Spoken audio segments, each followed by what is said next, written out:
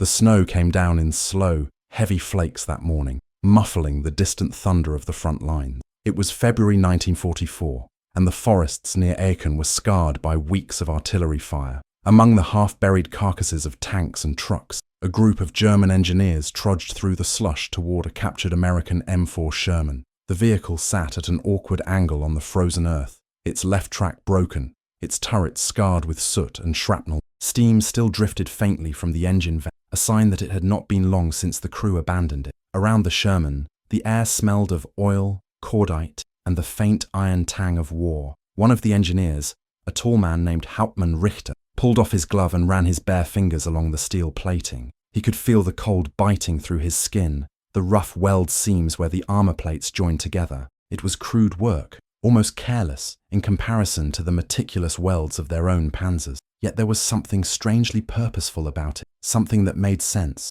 They began their examination under a sky thick with smoke. Every few minutes, the horizon flashed white from the guns in the distance, echoing through the valley like far-off thunder. The engineers spoke little at first. They had come from factories in Kassel and Munich, men of precision and pride, accustomed to engines that sang like instruments and tolerances measured in fractions of a millimeter. Now they stood before a machine that, to their trained eyes, looked like an insult to engineering itself. Its armor was too thin, its suspension too soft, its tracks too narrow. Its lines were simple, boxy, and utilitarian. The Americans, it seemed, had traded art for quantity. But when they opened the access hatches and began removing panels, something changed. Beneath the dirt and grime, the Sherman revealed an interior that was simple, logical, and astonishingly practical. The wiring was accessible, the components labeled, the tools needed minimal. Even the bolts seemed chosen for speed rather than beauty. Richter crouched beside the exposed transmission housing, prying it open with careful precision. As the heavy cover came loose, a metallic groan echoed through the forest. Inside, the gears gleamed faintly in the weak daylight, coated in thick grease. He leaned closer, eyes narrowing. "It's simple," he muttered. The others gathered around, bending low to see. They expected complexity, tight tolerances, intricate machining, fine bearings. Instead, what they saw was brute efficiency. The gears were broad, the cuts rough, the clearances forgiving. It was, in every sense, the opposite of German design philosophy, but it was also brilliant. This was a transmission that could keep running even when clogged with mud, when filled with grit, when half its teeth were worn. It was built for war, not for pride. One of the younger engineers, a technician barely 30, frowned in disbelief. "This is crude craftsmanship," he said sharply. "No wonder they can build so many. It's barely worthy of the name engineering." His voice carried the indignation of someone who had spent years perfecting mechanisms that now lay idle in bombed-out factories. Another man, older and quiet, replied without looking up. "Maybe that's why they can afford to lose so many." His words hung in the cold air like frost. They all knew what he meant. While German tanks required weeks of assembly and delicate calibration, the Americans rolled Shermans off their production lines by the hundreds every day. Each one was a compromise, but together they were unstoppable. As the engineers worked deeper into the machine, they found more examples of this philosophy. The engine was a Continental R975 radial, originally designed for aircraft, adapted for tanks with surprising success. It was loud, it vibrated violently, and it guzzled fuel, but it started in cold weather and could be replaced in hours. The fuel lines were easy to trace, the transmission accessible from the front without removing half the tank's bodywork. Every component seemed designed to be replaced, not revered. Richter paused, looking at the open hull. He remembered the Panther's engine bay, tight, intricate, a maze of hoses and cables that only a trained mechanic could navigate. He thought of how many tanks were left stranded on the battlefield, not from enemy fire, but from mechanical failure. The truth crept over him like the cold. Germany had built masterpieces for a world that no longer existed. A faint wind stirred the snow around them. From somewhere down the valley came the grinding sound of another Sherman's tracks, followed by the echo of a machine gun burst.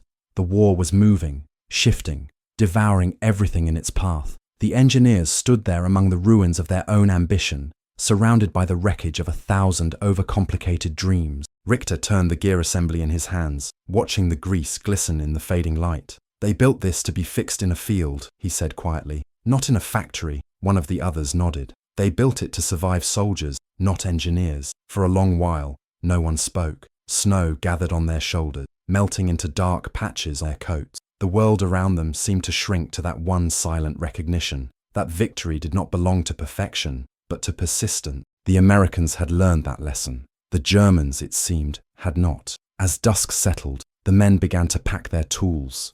They would report their findings, of course, technical notes, measurements, comparisons, but none of it would change the tide. The Reich was already burning from within. They had built tanks that were beautiful and deadly, but too few, too fragile, too slow to produce.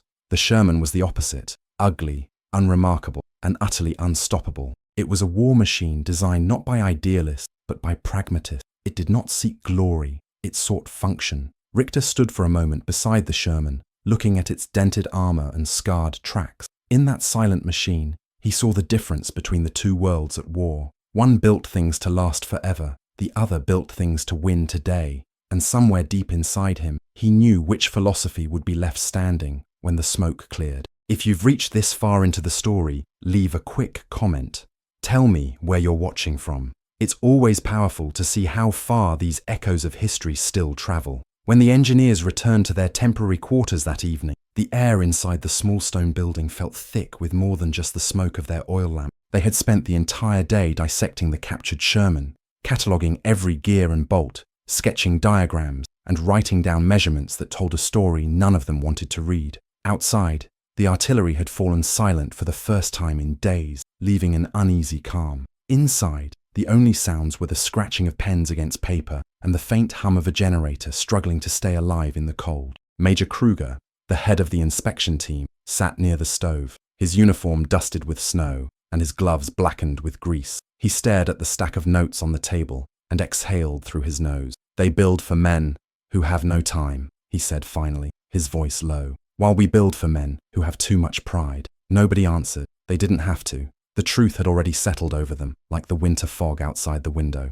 In one corner, Richter was cleaning the grease from his hands with a rag. He had spent most of the afternoon prying apart the Sherman's final drive assembly, expecting flaws, expecting evidence of carelessness. What he found instead was a pattern of decisions that made perfect sense in a world that rewarded speed, not perfection. Every part of the Sherman seemed to carry the mark of pragmatism, a clarity of purpose that Germany had long since lost amid its obsession with mastery. He thought about the factory floor in Kassel, where Panthers were assembled like pieces of art, each one inspected, polished, and tuned until it met standards that no longer mattered. How many had been left abandoned because a small, over-engineered component failed? How many crews had died because a gearbox designed by geniuses could not forgive a mistake made by soldiers under fire? Kruger lit a cigarette, the glow flickering against the frost on the windowpane. "The Americans understood something we did not," he said, turning toward the group. "War doesn't wait for craftsmen. It rewards whoever keeps moving." He took a long drag, exhaled, and stared at the rising smoke. "We thought precision was strength, but strength," he said, "is being able to fight another day." A few of the men shifted uncomfortably. Their whole careers had been built on the opposite belief, that perfection was the path to dominance. Now, in this dimly lit room, surrounded by the hum of a dying war, that belief was collapsing under the weight of reality. Richter glanced at the notes again, drawings of the Sherman's gearbox, simplified schematics of the radial engine, even sketches of the crew layout inside the hull. It was all so human. The Americans had designed a machine for the man inside it, not for the engineer who built it. The controls were easy to reach, the escape hatch large enough to actually save a life, the visibility surprisingly good. Every detail seemed born from experience, not from theory. He imagined American tankers repairing their machines under fire, covered in mud, laughing and cursing as they got the engine running again within an hour. Meanwhile, German crews waited days for spare parts that never came, stranded behind enemy lines inside machines too sophisticated for the chaos they lived in. By midnight, the men were quiet, each lost in his thoughts. The fire had burned low. Outside, snow kept falling, covering the wrecks of vehicles and the bodies left frozen in the fields. It was a landscape of silence and exhaustion. Somewhere beyond the hills, they could hear the low, rhythmic thunder of engines. American tanks moving closer, endless lines of Shermans rumbling toward the front. The sound seemed eternal, mechanical, inevitable. Richter stood by the window, watching the faint lights in the distance. He wondered how many Shermans were out there now, How many were rolling off assembly lines across the ocean as he stood in this ruin of a country, dissecting one as if understanding it might somehow change what was already decided? He thought of his father, who had been an engineer before the war, who had taught him that every machine should be built as if it would last forever. That belief had guided his whole life. But the Sherman before him was proof of another kind of wisdom, the kind that said nothing needed to last forever, only long enough to do its job. The Americans didn't worship durability, they worshipped practicality. And in war, that kind of faith always wins. The realization was almost unbearable. It wasn't just about machines anymore, it was about everything. Their factories, their hierarchy, their pride. Everything was built to impress, not to endure. As dawn approached, Kruger finally closed his notebook. "Write your reports," he said quietly. "Send them to Berlin. Maybe someone will listen." But there was no conviction in his voice. They all knew Berlin was no longer listening to anything that didn't promise miracle. The Reich's leadership wanted numbers, victories, redemption, not lessons about humility learned from an enemy tank. The truth would stay here, buried in the snow, with the rest of the empire's mistakes. When the engineers left the room, the wind caught the edge of a map pinned to the wall and fluttered it gently. It was a map of Western Europe, filled with red circles and arrows that once promised conquest. Now those same markings looked like bloodstains, spreading slowly toward home. As the first light crept through the window, Richter lingered for a moment. He could still see the Sherman in his mind, its practical gears, its forgiving design, its quiet defiance of everything he'd believed about engineering. He realized then that the war had been lost long before the tanks rolled across the fields. It had been lost in the factory, in the philosophy that made men worship precision instead of adaptability. He whispered something to himself, barely audible, before stepping outside into the frozen morning. "We built machines for victory," he said, "but not for war." The wind carried his words away, swallowed by the sound of distant engines. If this reflection on forgotten lessons of war moves you, consider subscribing. There are more stories like this, about pride, innovation, and the quiet truths hidden in history's ruins. The front outside Aachen had turned into a graveyard of steel. Blackened trees stood like sentinels over the corpses of machines that once defined the pride of nations. The ground was frozen solid, carved into ridges and craters, the air thick with the stink of burned oil and cordite. The American advance had been relentless, wave after wave of Shermans rolling through mud and fire, their engines coughing and roaring in a rhythm that never stopped. For every tank destroyed, another two appeared behind it, crawling forward with that same mechanical determination that had begun to haunt the German defenders. What they lacked in elegance, they made up for in persistence. And for the men of the Wehrmacht, who had once believed in the invincibility of German engineering, the truth was becoming painfully visible with every passing day. On the morning of March 3rd, the 2nd Panzer Regiment prepared to counterattack a column of Shermans pushing through a narrow valley near Stolberg. Among them was a Tiger Wine, massive, terrifying, the epitome of German craftsmanship. Its thick armor gleamed under the pale light, its 80mm gun capable of tearing through a Sherman before the American crew could even see where the shot came from. The tank's commander, Oberfeldwebel Meissner, sat inside the turret, helmet pressed against the intercom, barking orders as the engine roared to life. The crew trusted their machine. It was the best the Reich had built, but deep inside, they also feared it, for they knew how easily perfection could turn fragile. Across the valley, the Americans were moving fast.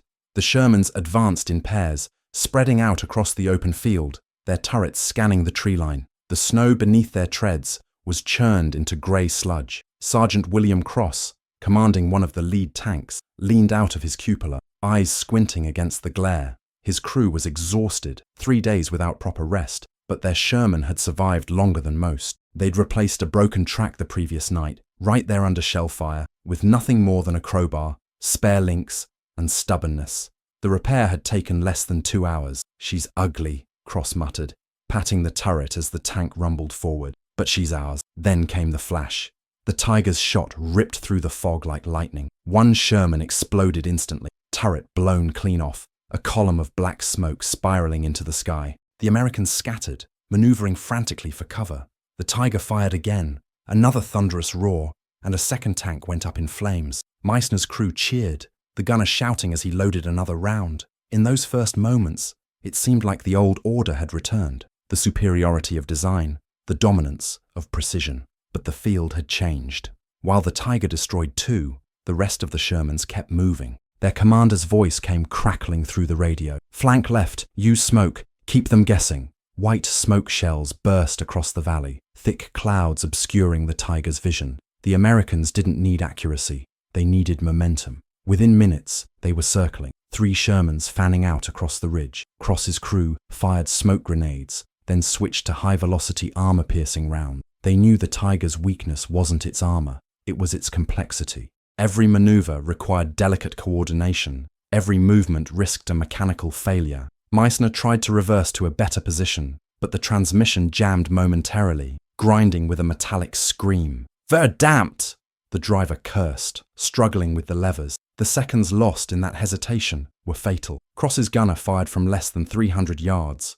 The first shell bounced harmlessly off the Tiger's side, but the second hit lower, near the road wheel. Sparks burst out as the suspension gave way. The massive tank shuddered, its right tread collapsing into the mud. Immobilized, the Tiger's turret turned slowly, painfully, as if the machine itself resisted the effort. Another shell slammed into its rear armor. Fire licked from the engine bay. Meissner shouted for the crew to bail out, but the hatch jammed. Another piece of precision turned prison. Flames engulfed the interior before they could escape. Across the field, the remaining Shermans gathered, black smoke billowing into the grey sky. Cross's crew watched in silence as the Tiger burned, its silhouette glowing red against the snow. No one cheered. There was no glory in killing, only relief, and the quiet acknowledgement of how narrow survival had. "One less," Cross murmured, "but there'll be more." Later that night, as the Americans set up camp near the smoking, Cross and his crew walked among the ruins. The Tiger was nothing but twisted metal now, its once imposing hull torn apart by heat and pressure.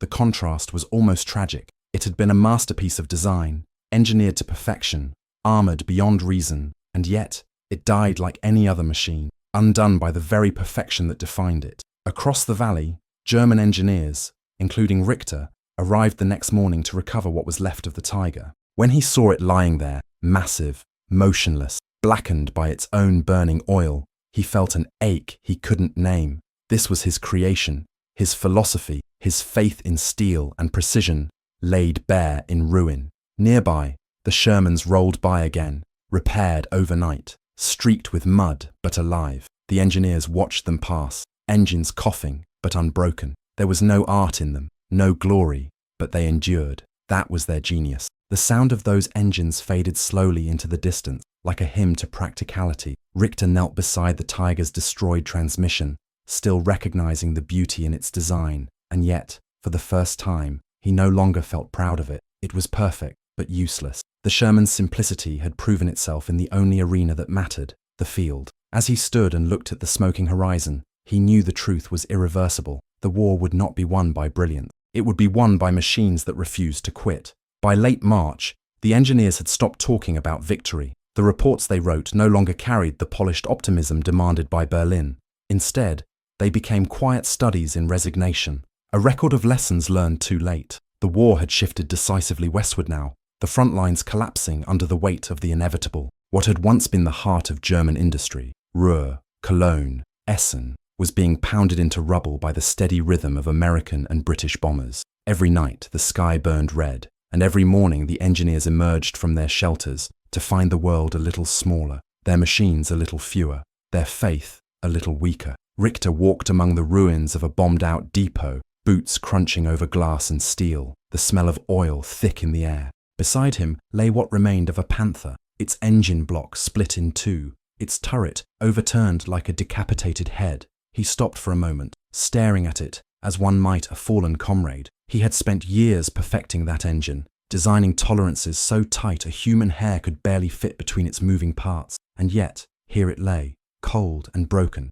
destroyed not by an enemy shell, but by its own fragility, starved of oil and spares. Inside what was left of the workshop, the engineers had salvaged one last table, its surface covered with diagrams, grease-stained papers, and a single small radio that whispered Allied broadcasts in a language they barely understood, but no longer ignored. The men gathered there each morning out of habit, not duty. They still wore their uniform, still carried their notebook, but the war had reduced them to observers, witnesses of a slow and methodical unraveling. Richter spread the drawings of the Sherman transmission on the table again, as if trying to find comfort in what had once humiliated him. Every line, every measurement seemed to mock his life's work. He thought of how many years Germany had spent chasing technical supremacy, how many brilliant minds had been consumed by the dream of creating the ultimate machine. But now, that dream lay shattered, replaced by something far simpler and infinitely more powerful: the ability to adapt. Kruger entered, his coat torn and dusted with ash. His eyes had lost the sharpness they once carried. "Berlin has fallen silent," he said, his voice rough. "No more directives, no more requests for analysis. They've stopped listening." He dropped a folder on the table. Inside were sketches, letters, and photographs of destroyed tanks. "The factories are gone," he continued. "Even if they wanted to fix what's broken, there's nothing left to fix it with." He turned to Richter, his expression heavy. "Do you know what they've asked us to do now? Study how to simplify the Tiger's design for production." Simplify. The word lingered, bitter and hollow. They all understood the irony. An empire built on perfection, now begging for simplicity when it was already too late. Outside, the thunder of artillery rolled closer, the kind that made windows tremble and hearts sink. Richter stepped out into the courtyard, looking toward the horizon where the smoke of battle merged with the clouds. He could almost feel the ground shaking under the approach of engines, the same deep, unrelenting growl he had heard weeks ago in Aachen. The Shermans were coming again. He could picture them clearly now, their squat silhouettes moving across the fields, their crews dirty, tired, but determined, each one a testament to everything Germany had refused to learn. He closed his eyes for a moment and thought of the men who built those machines across the ocean. They were not engineers of perfection, he realized. They were engineers of purpose. They had understood that war was not about beauty or pride. It was about endurance. A tank that could be built fast, repaired fast, and replaced even faster. That was the true weapon of the age. Every destroyed Sherman had been nothing more than a pause in a rhythm that never stopped. For every Tiger that rolled off a German line, 10 Shermans took its place across the sea. The numbers had already written the ending long before the fighting reached their doorstep. That night, as the bombs fell again, the engineers gathered in the cellar, the flicker of a single lantern casting long shadows across the walls. The sound above was deafening, metal twisting, glass shattering, the world collapsing one explosion at a time. Someone began humming softly, a tune from before the war, something half remembered from a time when they still believed that creation was salvation. When the noise finally stopped, the silence that followed was worse. Richter sat with his back against the cold wall, the smell of smoke seeping into his clothes. He spoke without looking up. "We built machines that demanded perfect men," he said. "But there are no perfect men in war, only survivors." No one replied. There was nothing left to say. In the morning, they emerged into a world dusted in ash and snow. The workshop was gone. The roof collapsed. The tools buried under debris. The Sherman diagrams had vanished into the fire, leaving only scorched corners of paper fluttering in the wind. Richter picked one up, brushed off the soot, and tucked it into his coat pocket. It was the only thing that still felt real, a reminder of the truth that had cost them everything. As he stood there, the rumble of distant engines returned, growing louder, closer. He turned his head toward the sound, toward the inevitability of defeat. The Shermans were no longer symbols of the enemy. They were the proof of a world that had outgrown him. In that moment, Richter felt neither anger nor despair, only a strange, calm acceptance. Perfection had died, and with it, the illusion of control. If you've followed this story so far, I want to hear from you. What do you think defines strength, perfection, or endurance? Leave your answer in the comments with the words, "Strength is," so I can read your thoughts later. When the guns finally fell silent, it did not feel like victory or surrender. It felt like exhaustion. Germany was a carcass of steel and ash, its cities reduced to skeletons, its people wandering through rubble, as though searching for the outlines of a world that had simply ceased to exist. The engineers, what few remained of them, were no longer men of science or precision. They were survivors. Some had been captured, others had fled east, and a few, like Richter, stayed behind in the ruins of their factories, not because of loyalty, but because there was nowhere else left to go. The war had consumed their machines, their homes, their families, and worst of all, their purpose.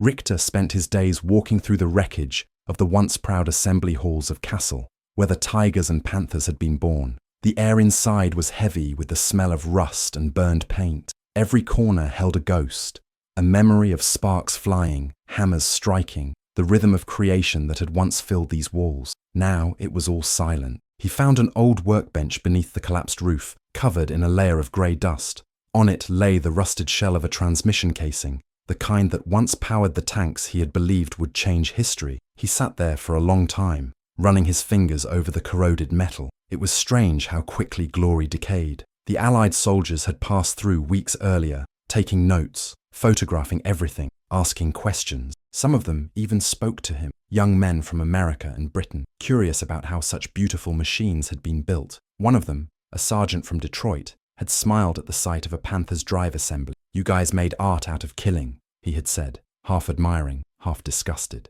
Richter had said nothing. He had wanted to reply that art had no place in war, but the words had turned to dust in his throat. Later, the Americans brought him to a camp outside Frankfurt. They wanted to study the German engineers, to understand how they thought, how they built, what drove them to such obsessive excellence. Richter and the others were questioned for weeks, shown photographs of Shermans, Pershings, and the new machines that had followed. He recognized the same philosophy in simplicity, modularity, reliability. The lessons that Germany had refused to learn had become the foundation of the new world. The Americans did not gloat. They did not need to. Their victory was not in speeches or flags. It was in the quiet efficiency of their machines. At night, Richter often sat outside the barracks, smoking one of the American cigarettes they handed out like rations.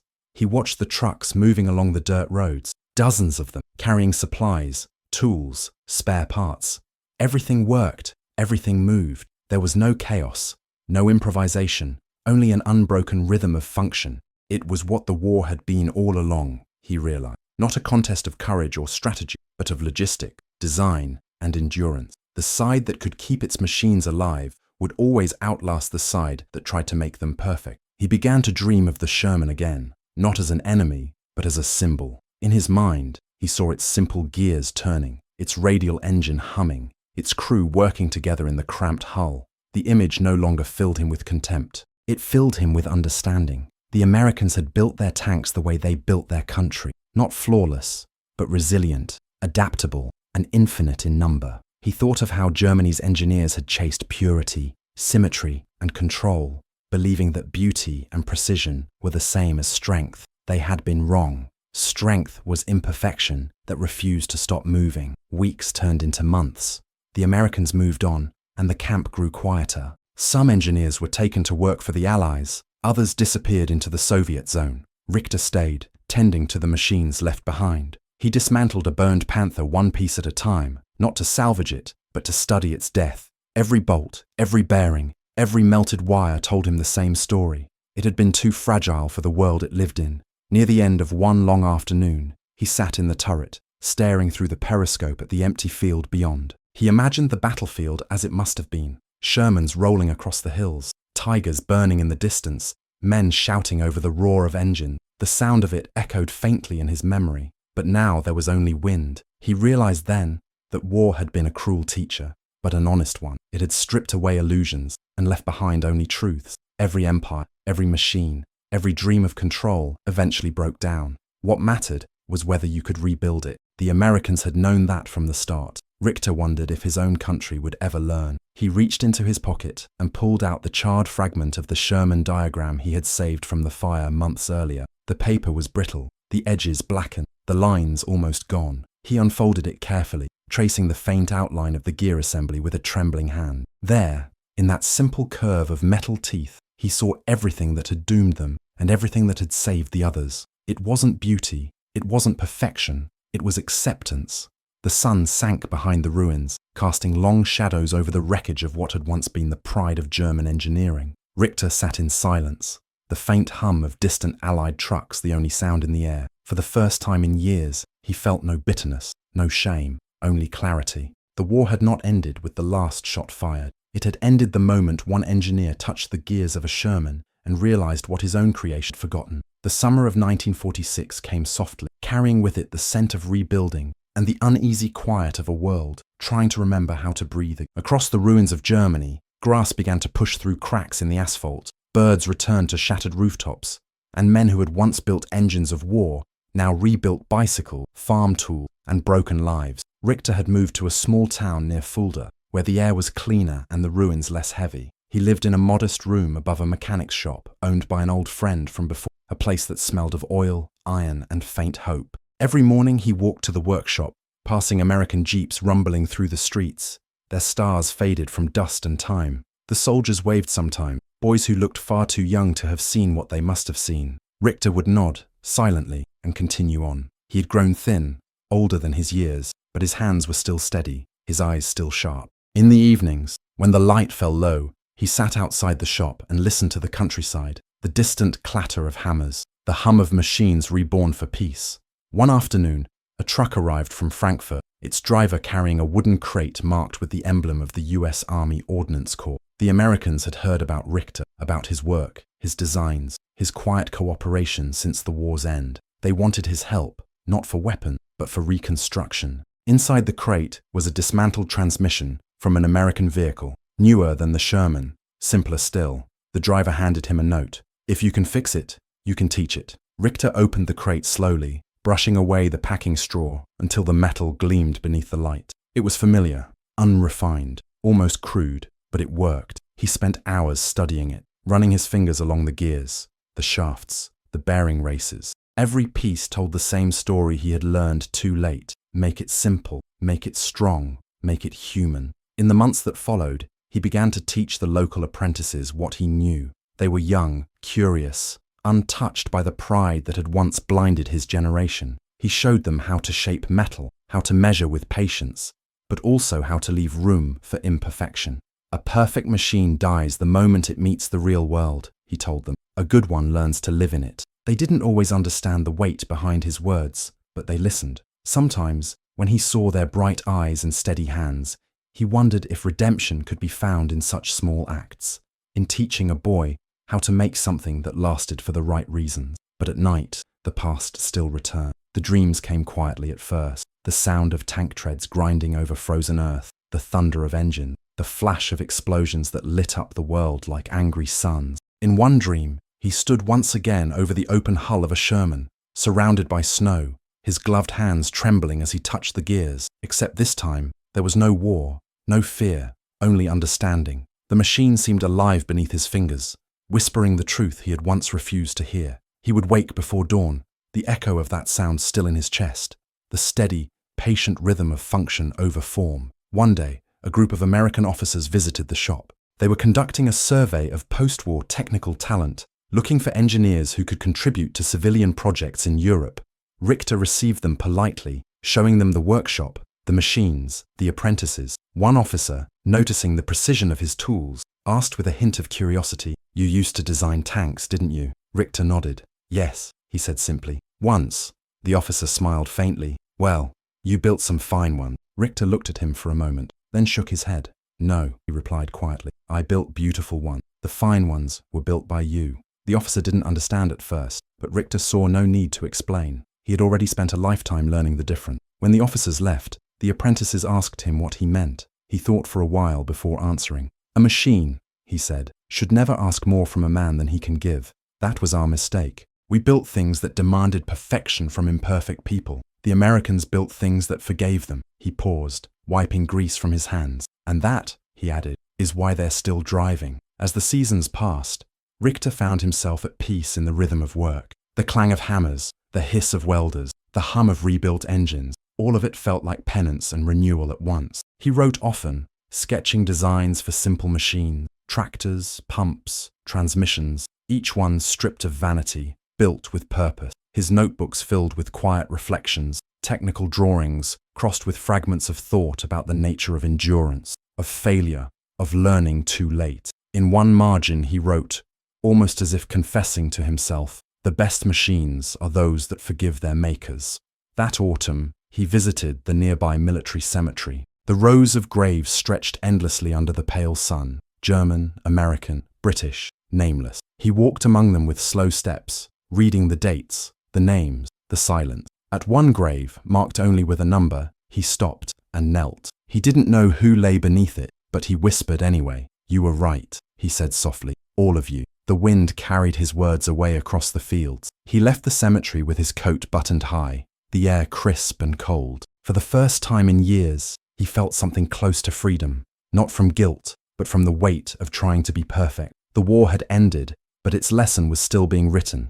in every factory, every classroom, every simple machine that turned without fail. Richter smiled faintly as he walked back toward the village, his boots crunching over the gravel. He was no longer an engineer of war. He was an engineer of understanding. Years later, long after uniforms had faded and borders had been redrawn, the memory of that captured Sherman remained. It lived quietly in the mind of every man who had stood around it that cold winter morning, though most never spoke of it again. The world had changed beyond recognition. Germany was no longer a battlefield, but a rebuilding ground, its ruins slowly replaced by factories, roads, and quiet lives trying to remember how to exist without orders, without fear. Richter was an old man by then, his hands slower, his hair white, but his mind still sharp enough to follow the rhythm of machines. He had become a teacher in a technical school, instructing young apprentices who knew war only from books. On the first day of each new class, he would bring a small rusted gear from his desk drawer, a relic from the Sherman transmission he had studied decades earlier. He would place it on the table and tell them, without ceremony, "This little thing taught me more about engineering than any book or university ever did."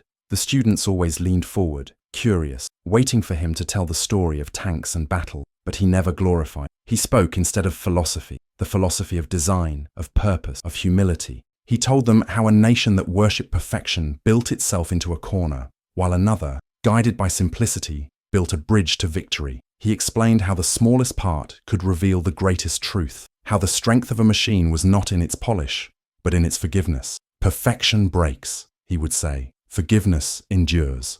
And when he said it, his eyes always drifted toward the window, to the distant sound of trains and factories, to the hum of a world that had learned, however painfully, to keep moving. Sometimes, visiting engineers from abroad would come to his school. Americans, British, even a few Russians. They came out of respect, or perhaps curiosity, to meet the man whose wartime designs had once terrified. They expected to find arrogance or defiance, but instead found quiet reflection. When one American, an older veteran now working in manufacturing, asked him what he thought of the modern tanks being built, sleeker, faster, more advanced, Richter smiled faintly and said, "They're too perfect again."